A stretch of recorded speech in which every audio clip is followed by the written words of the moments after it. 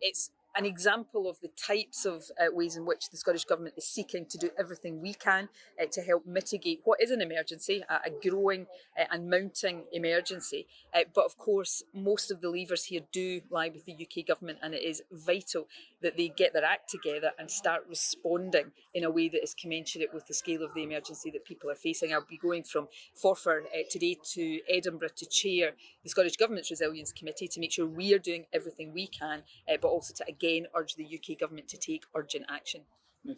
Well, in terms of what parents here are telling me, it's very reflective of what I hear from people across the country right now. People are really struggling to meet their monthly bills, to heat their homes, which as we go into the winter will be an increasing concern, and to feed their children. And, you know, when we look ahead at what is projected to happen with energy costs, this is not just a situation of families feeling a squeeze and having to tighten their belts in order to meet higher bills.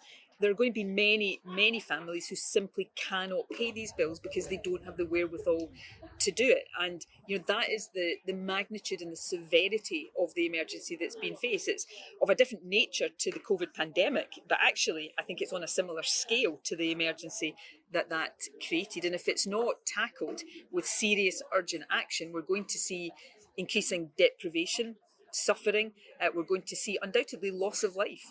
And therefore, the reason I'm chairing the Scottish Government's Resilience Committee is to make sure the Scottish Government is doing everything we possibly can. We will be focusing on making sure, as far as we can, we get money to those who most need it, principally through things like the Scottish Child Payment. We're working right now to extend the eligibility for that, to increase the value of that payment from £20 to £25 per child per week.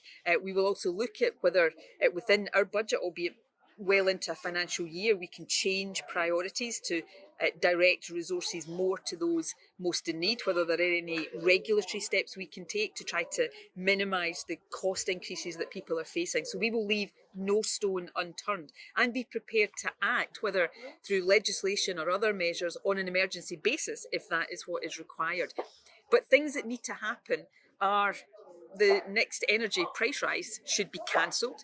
There should be serious work with the energy companies to tax windfall profits and to restructure the factors that lead to the cost of energy right now. VAT on fuel should be taken away, and there should be a significant increase through increased borrowing if required to get money to those who most need it. All of these levers don't lie with me and the Scottish Government, they lie with the UK Government, and therefore we urgently need the Prime Minister to get back to his desk for however long he's going to remain Prime Minister and start to take action to help people who urgently, desperately need help now.